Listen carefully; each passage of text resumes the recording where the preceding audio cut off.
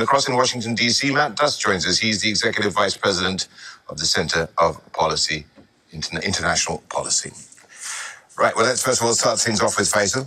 Faisal, what is the word now? I mean, we've seen the Gulf states rallying around Qatar, but what about the Arab street itself? How does it look at this? It's not only the Gulf state, it's the world solidarity. Yep. I don't think there is a region or there is a country that has this most solidarity in the last 24 hours. From east, from west, from all over the world. Qatar have, and the region have faced many challenges during the invasion of Iraq to Kuwait, during the war in the Gulf, the first war, the second war. And also the solidarity of the GCC backing Qatar on what is happening. We live in a very strange world. 2 weeks ago, so for the last 1 month, we have the CIA and the Mossad chief visiting Qatar, sitting in one table and Qatar is trying to solve this coward President Netanyahu action on what is his action in Gaza, and now he's trying to export his problem outside and involving us on. We are a country, a peaceful country that our policy, country policy, is a platform for mediation. We have solved many conflicts. Recently Congo, recently Rwanda, that was signed in the US. We have saved many Israelis. We have stopped the wars, not from now. Since 1995, Qatar took this mission of creating peace in the region and advocating for that. Even with Israel, the Gaza war in 2012, on and on and on and on. But it seems that President Netanyahu, I'm not sure he's talking to who. He has a mirror, and he's talking to himself. He's a rogue president, out of law, that is pulling Israel as a state also to be out of law. He have killed 168,000 people now in Gaza, 14,000. He killed many journalists from Al Jazeera itself, 268 United Nations employees.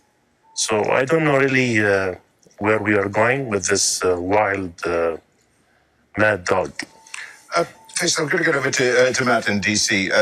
Now, Matt, the thing is here, you've heard what the Israeli Prime Minister said, Benjamin Netanyahu, well, doubling down on what he said, on what he did. Point is, Donald Trump said that he assured Qatar it would never happen again on their soil. I mean, what gives here? Right. It seems like Netanyahu was hoping that he would have a successful strike and that Donald Trump would see that strike and be impressed by it and turn around and possibly support it. That is, frankly, what happened when Netanyahu moved precipitously to attack Iran a few months ago. He took what he believed was not necessarily a green light, but a yellow light from Donald Trump. And was counting on the fact that Donald Trump would have people in his administration who would be impressed by this. Donald Trump would see the attacks on television and decide to support it. That is what happened with Iran. That is not what happened here. Now, I think that was a foolish bet on the part of Netanyahu. But as my colleague, your other guest just said, Netanyahu is behaving extremely recklessly.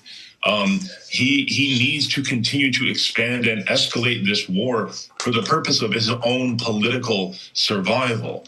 And I would expect and hope that this striking Qatar, a major non-NATO U.S. ally, striking inside Qatar for whatever reason will prove to be a bridge too far. But the real question is, what will Donald Trump now do? Donald Trump has criticized the strike. He has condemned it. He has made clear that the United States did not support it. But without any material consequences, it's unclear whether Netanyahu will be deterred from continuing this kind of reckless action. Matt, you didn't get quite as far as condemning it, but Faisal, what do you make of this? I mean, if America, of course, does not condemn it, how does this part of the world look at that? I said, Right. I think even the fact Actually, even that's a question to condemning it, Faisal, even- Matt. So Faisal's answering. Netanyahu is a liability for America. I have said this during Trump trip to Qatar. He's a liability to America. Pulling America to the U.S. to places for unlegal wars. His lies. It's a joke what he's saying, right? 11th of September and all this. Netanyahu have lied again on hospitals, that there is he have lied, he have bombed schools. Netanyahu himself, he's a war criminal. So his direction, his narrative, he tried to. This is not the first time he tried to position Qatar, and then he come back and let's negotiate again and please open a channel. But I think this time it's different. He has started something. The solidarity that Qatar has from its region, from international war, from the international committee, shows that Qatar's stand is a very in the right place. But I am really surprised on the Israeli public, to tell you. Can they really believe what is the narrative? Well, Matt, Is the hostage is not important anymore? this is the point, Right? If you are negotiating on the table, and if you want to pull out, just say I want to pull out from the negotiation, but bombing and creating a different Well, narrative. then showing that if you kill the people that you were trying to make peace with, then you obviously don't want peace. Now, Matt, you began answering the question. Please continue. Well, again, I think the question here is what steps will Donald Trump take? Will there be any material consequences for Netanyahu? Thus far, there haven't been either from President Biden or President Trump, and I think that's been a continuing problem. I would agree again with the other guests that the way that Netanyahu has been waging this war, not just in the past month, but over the past 2 years, and going back even before that, policies toward the occupied territories, essentially de facto, if not de jure, annexing the Palestinian territories already and foreclosing the possibility of a Palestinian state.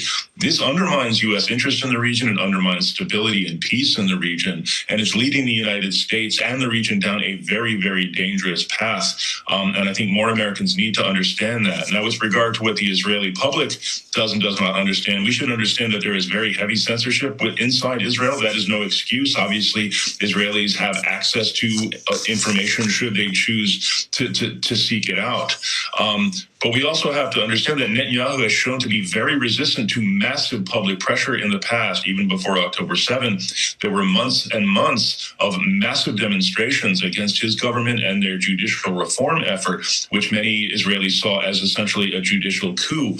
We've seen similar demonstrations, supporting an end to the war and a release of hostages. But thus far, as long as Netanyahu is able to keep his governing coalition together, there seems to be no way to deter or dislodge him. Faisal, to you. Now, what can the Arab world, in particular, and the international community really do with Israel? I mean, as long as the biggest military in the world has got its backing, not much, surely. What do you mean, the biggest military? The United States. I don't think the United States has the back of Israel now. Even when you talk on the American policies, there is a different narrative. Let's see what President Trump says. But if you talk about the public here in Qatar, I'm so disappointed. We just had a visit, and we are the second ally, a partner ally after out of the NATO, and we face two allies of the US, and how can this be allowed? If you talk about public, exactly, and is that the narrative which is shaping the neighborhood? Yeah, and if you talk about they have the backing. Also, we have in our backyard is Al Udeid base, right? So we also have the biggest base out of the U.S. in the world in Qatar. So we are also a U.S. ally. So, but of course, we don't have the same profile, right? their profile. It's kind of, as you know. But to tell you the truth, I think President Trump and the world, and we had the visit from Sheikh Mohammed bin Zayed. Tomorrow we have the president of the Crown Prince. There is no peace in the region with this person.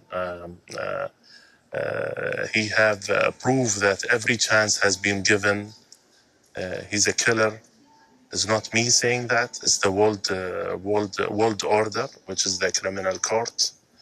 Doesn't believe in any